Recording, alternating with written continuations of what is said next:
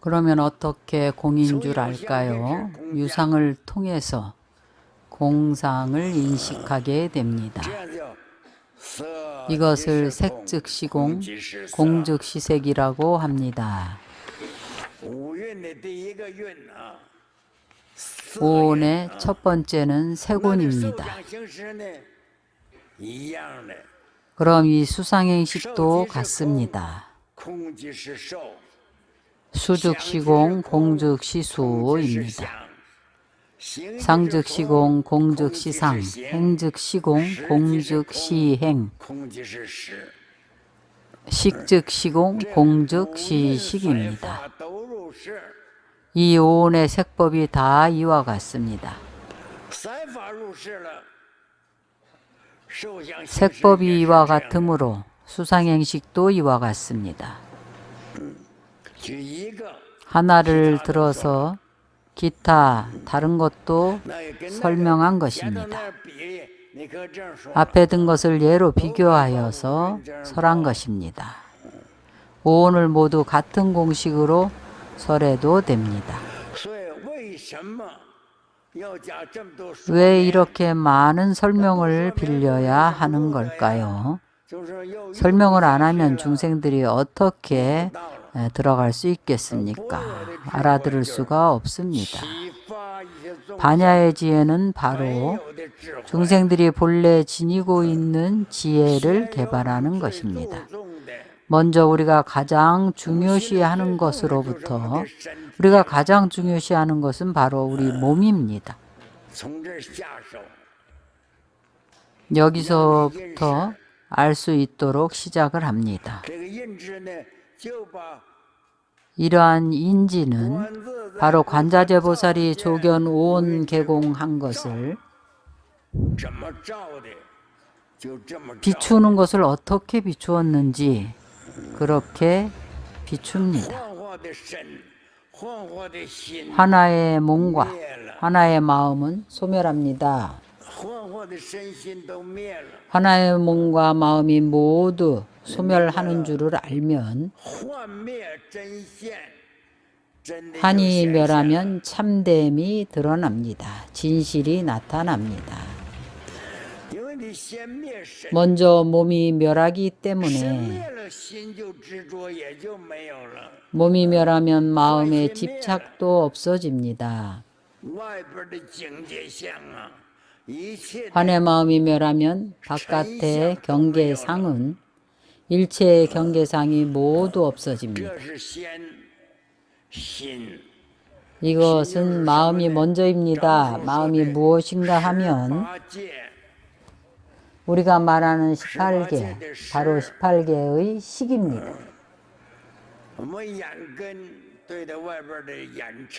우리의 안근은 바깥의 안진을 마주합니다. 육진의 경계 가운데 색진입니다. 일체 색법은 안근으로 마주합니다. 성향 미촉은 수상행식을 마주합니다. 육군이 육진을 상대합니다. 그러나 육군이 육진을 상대할 때에 분별이 없습니다. 중간에 육식이 있습니다. 이것이 바로 우리가 말하는 법수인 18개입니다. 이 18개를 분명히 알고 나면 일체법을 백법 명문론을 분명히 알 수가 있습니다.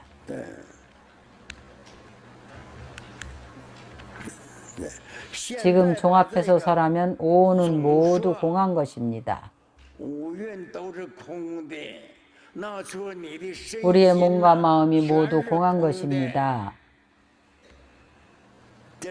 이것이 우리 마음이 바깥 경계를 관해서 경계인 오온이 다 공하고 나면 능히 오온을 관하는 이 마음은 역시 공한 것입니다. 경계가 없으면 마음도 없어집니다. 마음이 없어지면 경계가 사라집니다. 이 때가 되면 도가 성취됩니다. 마음이 없어지고 경계가 사라지면 일체 제법이 다 존재하지 않습니다. 그러면 도를 성취한 것입니다. 도를 성취했다는 것이 어떤 것인가 하면 진공의 이치를 증득해서 이승을 초월했다는 것입니다. 그 순간 바로 이승을 초월합니다. 대범이라고 하는데 큰 마음을 지닌 범부라는 것입니다. 소승의 성인보다 수승합니다. 근본적인 이치가 바로 여기에 있습니다. 범부는 심수, 심법을 관해서 그 자리에서 공한 줄을 알지만 이승의 수행자들은 안 됩니다. 이승의 수행자들은 매우 집착을 합니다. 그 집착을 내려놓지 못합니다. 그가 이미 도를 얻었기 때문에 무엇을 얻었는가 하면 인아공을 얻었습니다. 그것이 구경이라고 생각을 합니다. 그러나 호겁으로 말할 것 같으면 그들은 아직 진사옥과 무명혹이 남아 있습니다. 아직 미혹함이 있어서 청정하지 못합니다. 그래서 관자재 보살이 사리불에게 설합니다. 잘 생각하고 사유하라고 하신 겁니다. 그가 증득한 것은 구경이 아니라고 하신 겁니다.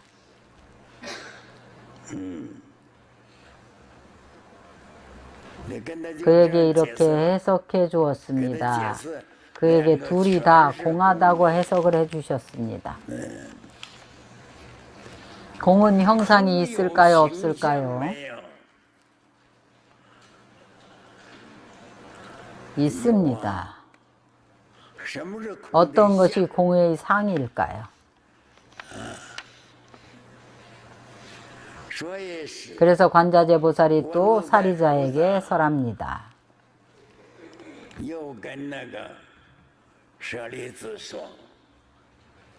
이 모든 제법의 공상은 불생불멸, 불구, 부정, 부증, 불감.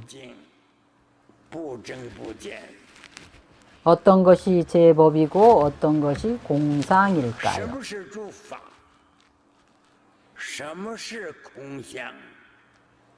제법이 유라면 제법의 공상은 어떤 것일까요? 제법은 종합적으로 말하면 앞에서 설한 오온입니다. 색법은 일체의 형상을 다 그 안에 포함합니다. 수상행식은 심법입니다. 바로 색법과 심법 두 가지 법입니다. 그러나 형상이 있는 모든 법은 거짓입니다.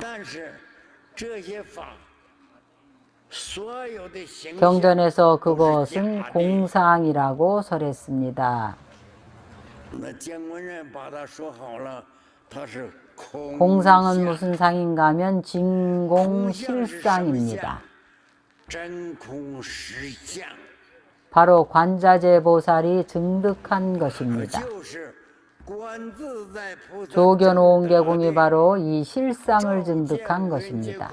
무엇으로 비추는가 하면 그는 반야지혜를 증득한 것입니다. 반야지혜로 비춘 겁니다. 이것이 진공입니다.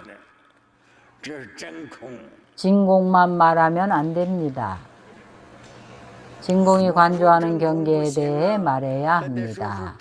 진공이 마주하는 경계가 무엇인가 하면 그래서 제법에 대해 설명을 해야 합니다. 바로 제법의 체에 대해 말해야 됩니다. 제법의 공상이 어떤 모습일까요? 생멸법이 아니고 더럽고 깨끗한 것이 아닙니다. 또한 증감하는 법도 아닙니다. 이 6가지를 들고 3을 6법에 배대했습니다. 공상은 진공의 실제도리입니다. 관자재 보살이 조견을 한 그 비춤은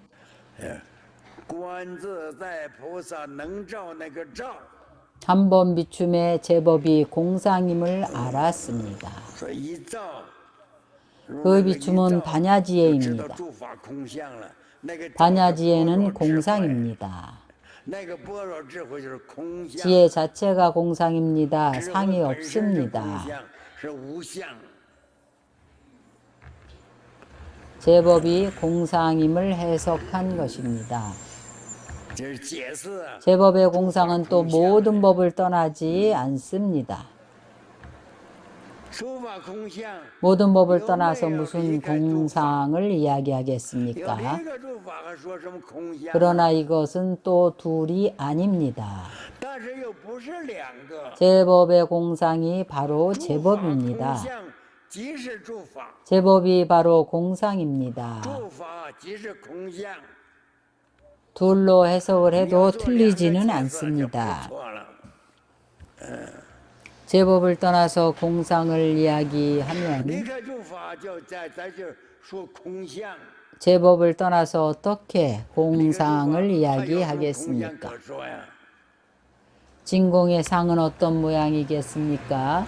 제법입니다. 이 도리는 여러분이 참고해 보십시오. 많이 생각을 해 보십시오. 여러분들의 마음이 일체 경계상을 대면해서 이 경계상들이 모두 선법 안에 있습니다. 바로 오온의 법 안에 있습니다. 오온법은 신법과 색법이고 이 두 가지를 떠나지 않습니다.